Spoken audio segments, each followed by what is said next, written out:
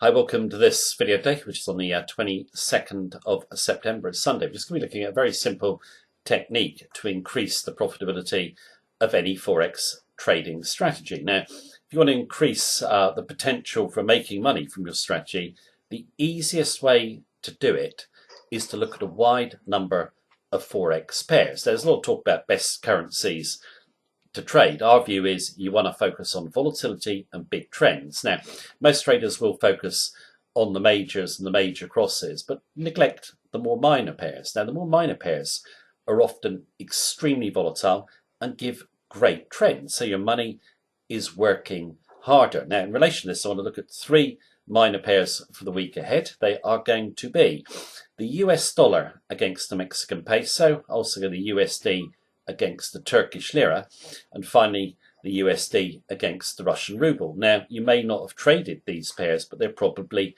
on your trading platform. And they offer really great risk to reward trades. In my view, the setups look really good. Now, what we are going to do is we are going to go and take a look at the pairs, but please do keep in mind, it is my view as of this moment in time. It can change, of course, in line with the market conditions. If you want all our trading techniques and our daily technical sentiment analysis of 14 Forex pairs, click on the link beneath this video and you get live access to our member center. Right, the pair we're going to look at first of all is going to be USD MXN. Right, from the USD MXN daily chart, and in terms of the target I put up here, it's on the weekly chart. I'm not going to show the weekly chart here, you can look for yourself, but we got 2086 as being a realistic target with no leverage. If we get there, that's 7.96% as a percentage change. Now, if you just think just 2-to-1 leverage, that's over 15%. That's more than most Forex traders make in a year. Okay, and if you look at percentage changes all the time when you're trading Forex pairs, you'll see, the volatility of the pair. You're trading in greater clarity rather than just focusing on pips. Now, this one's a nice percentage change. Okay, the next pair, USD Try, is well over double in terms of potential. Okay, I'll come to obviously that pair in a moment, but in terms of the chart itself, first of all, you need to do a little bit of a study of the fundamentals and sentiment behind the charts to get a directional bias and understand why the US dollar has high odds of going up from here. The reason we think the dollar is going to go up, the economy, there's been no growth in the last 3 quarters in Mexico. Okay, slow up is accelerating. The Mexico Central Bank cut interest rates to 8% in August, and they'll probably cut again this week. They'll follow the Fed lower. Okay, now the interest rate differential, when it was really wide, really supported the pace, so it's coming down a bit now. And also, things from Mexico are not looking good going forward. The domestic economy is slowing, but outside, global trade just generally is slowing, and that really hits the type of the exports that Mexico exports heavily.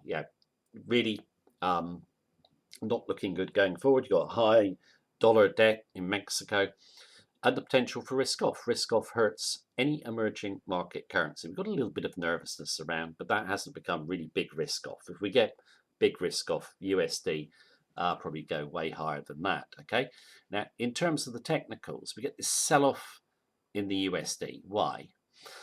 Because the market was anticipating that the Fed might cut interest rates by more than 0.25%. And we were saying in videos when we've covered other currency pairs, unlikely the Fed would do really aggressive cuts. They did as expected, and the USD steadies. Okay, now in terms of a level, that is the level that I think is important. Okay, obviously you get the double bounce there on those two blues, but it's also where this big blue candle gets up, we come back and then we go to the upside, sell off in anticipation of the Fed, and now we're coming back up again. So candle poke there, the level, candle poke there, nice acceleration to the upside, or nice move to the upside, then a little bit of an indecisive red. So you got kind of 3 higher opens effectively. Level to come in through there.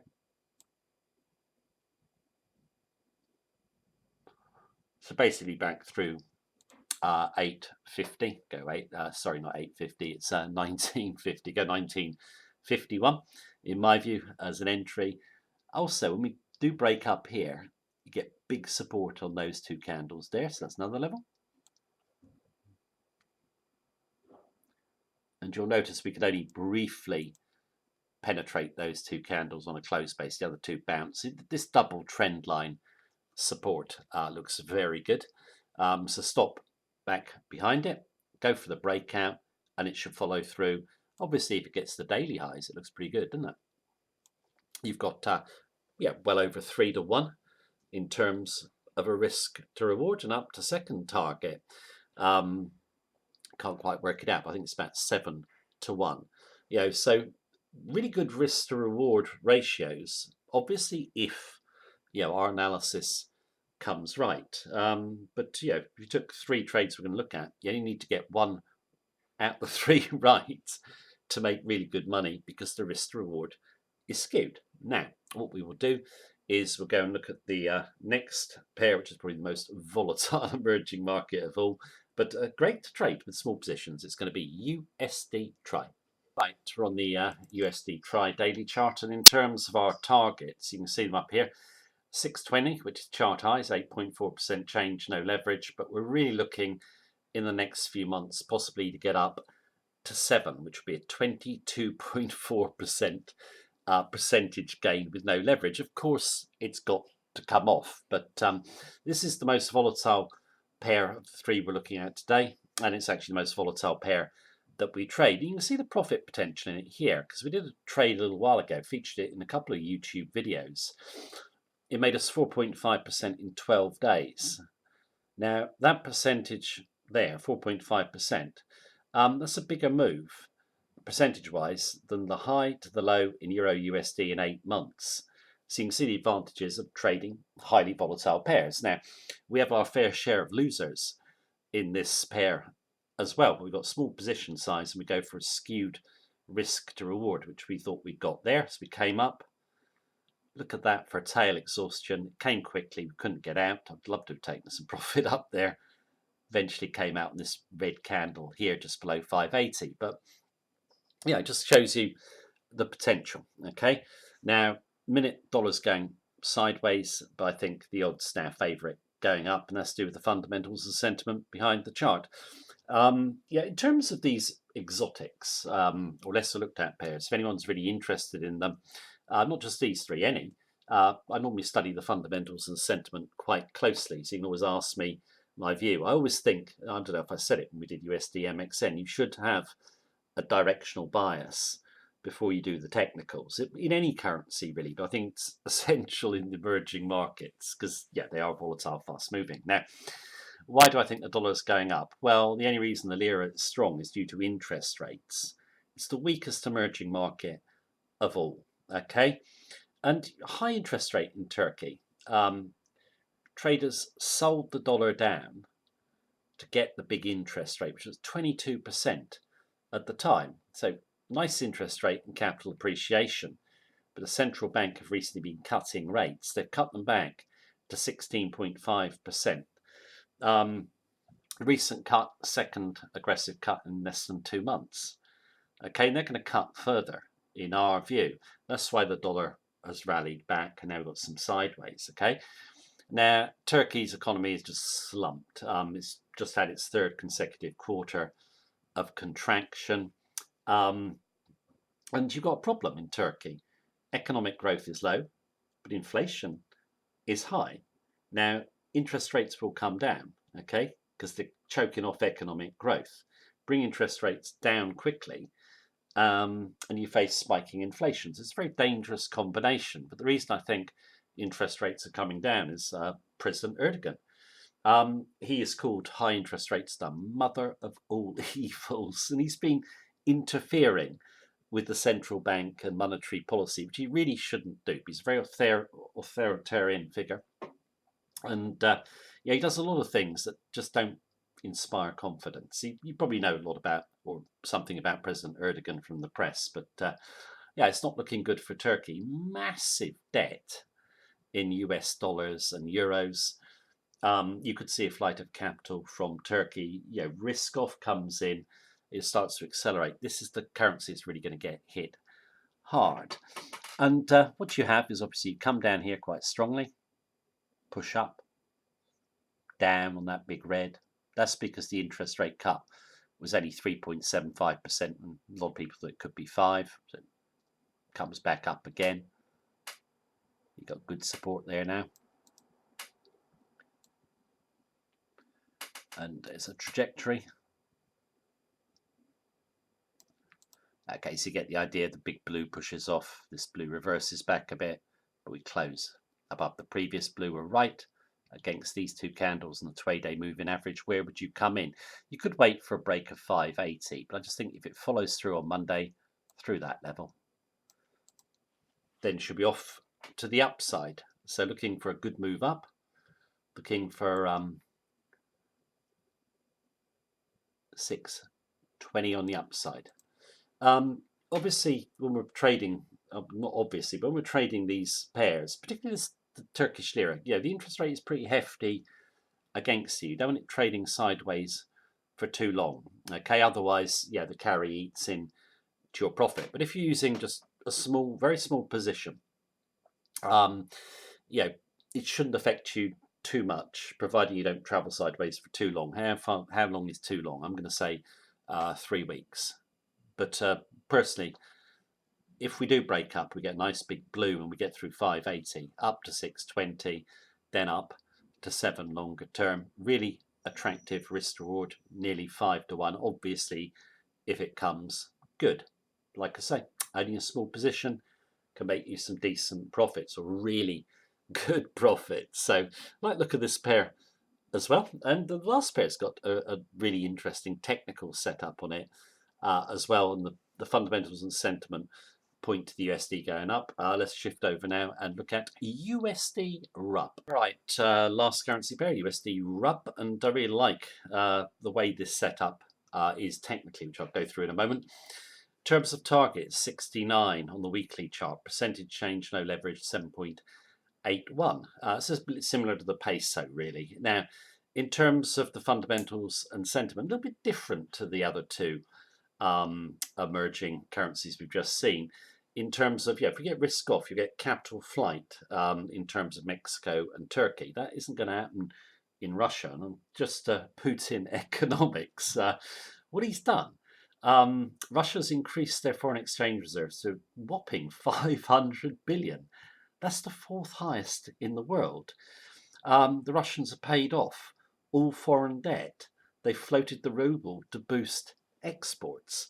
So if there is a crisis, the ruble is going to come out better than other emerging markets, but it's still going down, okay? Because this comes at a cost. Growth is weak. Private debt has doubled in the last year or so, I think. And wages or wage growth is stagnant. The population are suffering in terms of Putin really trying to insulate Russia from sanctions and anything else that could go wrong in the global economy. It is the biggest oil exporter, and crude is vulnerable to a sell-off. Now, I know the Russians have actually got a level of crude, which I think is $48 a barrel, where they can balance their budget, okay? And we're quite a bit away above 48 at the moment, but crude, I've done videos on it, is vulnerable to a sell-off to 30, okay? Other commodities also that Russia exports are going to go down in price with the global sell-off. It is the biggest oil exporter, the biggest commodity exporter of all. So that will weigh on the ruble. It does track other emerging markets generally. Speculators, they're near a record in terms of long ruble positions or short USD positions. Now, the Bank of Russia recently cut their interest rate by 25 basis points to 7 per annum. There's probably going to be more cuts coming. This here, point number 2, Putin and the Russians know they've got to do something. It'll probably be an interest rate cut, okay? Now, USD falls into the Fed quite strongly, but it feels like into a really key level for us. It's here. Sorry, get my line across. That level there. Sorry, I need to get my line straight. There we go. You can see why I've drawn it. So where we had resistance a few times, big blue punches up, then we're off to the upside, then the big tumble. Look at these two spike tails just below the level, but there's no more sellers. Okay, I think speculators have got as many shorts as they're probably going to put in. Like I said, it's near a record, so stop needs to be behind that tail there, which is behind that big blue body, that tail there. So that little cluster of candles.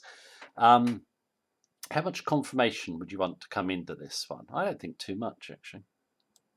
I'm going to go there,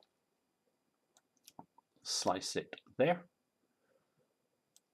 So what you've got is, you can see two bodies there, body, tail, up through there, straight up towards chart highs in my view, and then up to 69.